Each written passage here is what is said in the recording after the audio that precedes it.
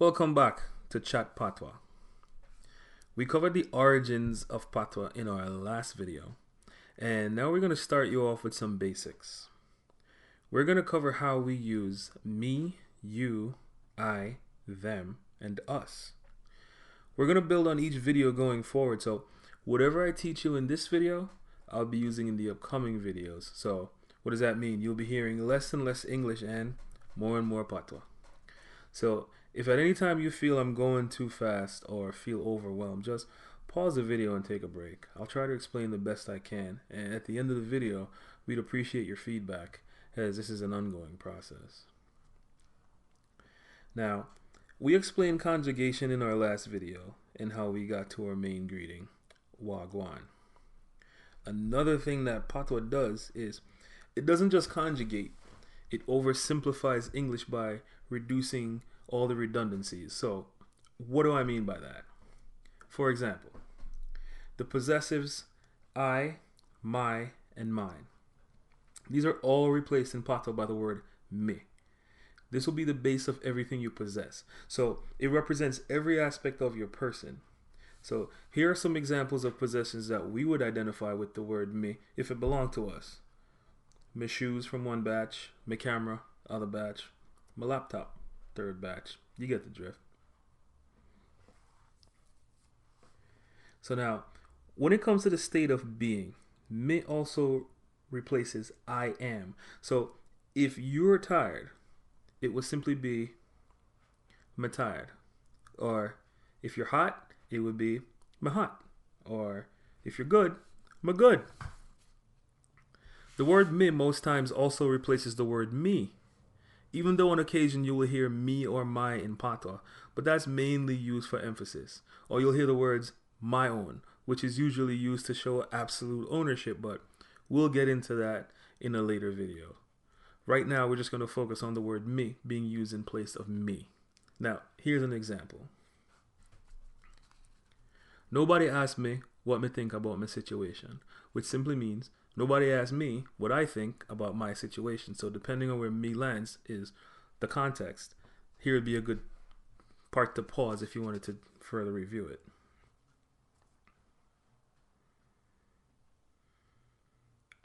Now, when it comes to the possessives you, your, or yours, the word you replaces all these. Sorry, excuse my humor. So, in describing your possessions, it would simply be your house, your car, your kids, your family. Now, for your state of being, you with the verb either ask the question, are you, or in a statement suggests you are. So it would sound something like, you're hungry, you're happy, you're ready, where you live. These are all questions. Now, though rare, you will sometimes hear the words your or yours. This is also used for emphasis, or the words your own together for absolute ownership. But we'll also explore this in a later video. Okay, so coming up is a transaction between friends. Now, you should be able to follow this with what you've learned so far. But what I'm going to do is I'll read along so you can hear what it's supposed to sound like.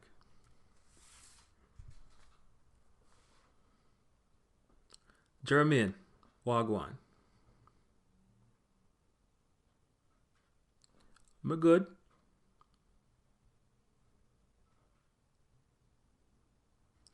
You still have the car for sale?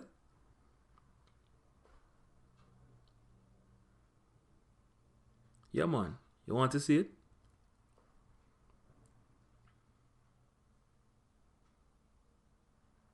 Sure. We can take it for a test drive.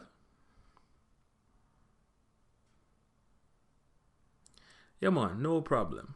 Just go around the block.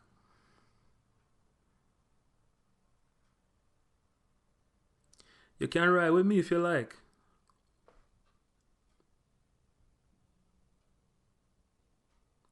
No, man, you're good. I trust you.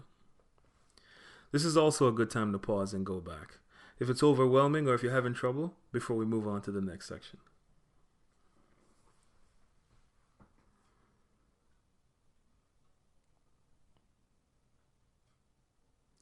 Okay, so you, as it pertains to addressing two or more people directly, or if you're addressing a crowd or a group of friends, as long as you're directly addressing people, the word that you use is uno.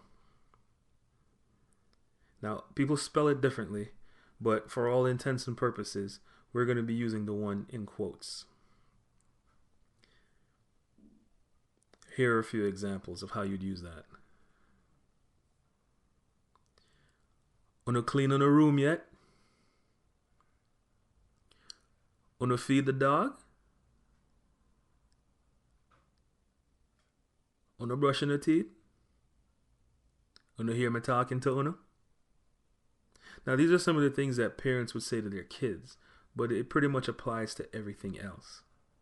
And for the state of being when it comes to uno, the same rule applies. The same rules. Here's a few more examples.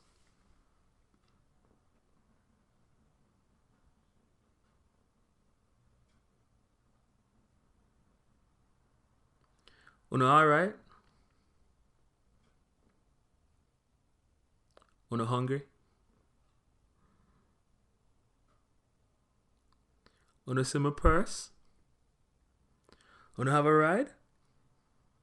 Okay. So next is a conversation that I have with one of my favorite food spots every time I go there. And with what you've learned so far, if you want to pause the video and take a read, see if you can follow along. This is what I say to them every time I go there verbatim, and the food is delicious.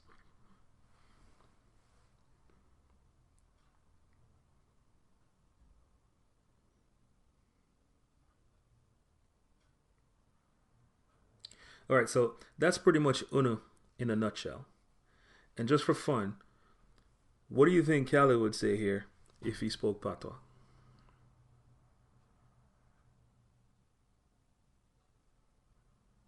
He's directly addressing the crowd. So, uno having a good time? This is another good spot to pause or review before we move on to the next section. But if you're still hanging with me, we're moving on.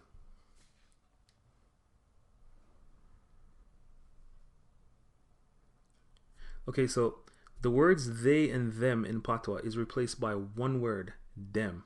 It pulls double duty and is spelled with a D. We'll address that in a later video. But whenever dem starts a sentence in Patois, it means they. And whenever it's mixed in, it can either be them or they, depending on the context. Here are some examples. Them have no idea. Them look good, man. Them going with you? Have you seen them? Me have them. We can deal with them. Alright, so let's test what you've learned so far. If you need more time, just pause, but I'll read through it. Them have no idea you wanted to go with them. Why una didn't tell me una were going? Why you have on my clothes? But not telling you again to go take them off. Alright, so this is the final segment of this lesson, where we're going to cover the word us, which also doesn't exist in Patois. It's replaced by the word we and pronounced we. And this word too pulls double duty. As the beginning of a sentence, it means we, but in the middle, it's interchangeable depending on the context. Here are a few examples. We're coming to the party, so save a seat for we. When you're coming to pick we up, how much money we need for all of we to get in, which simply means we're coming to the party, so save a seat for us. When are you coming to pick us up, and how much money do we need for all of us to get in? You can pause here if you need to look at this again. Now, to show ownership for them and we, it's a little different from the others in that to make them possessive, we have to put the word for in front of them. The Patois version for the word for is fi. And some people spell it with an fi, some people spell it fe, but we use fi. We're going to spell it the way we have it in quotes. So when fidem starts a sentence followed by a noun, it shows ownership. For example, fidem house would be their house. Fidem kids would be their kids. It's for them. Fui house would be our house. full with car would be our car. So it's for us, car, if it makes sense. So to recap, me replaces I, my, and mine. You replaces you, your, and yours. When you're speaking directly to someone, it's uno, or a crowd. When you're speaking about someone, it's them. It replaces they and them. And we is used for us and we.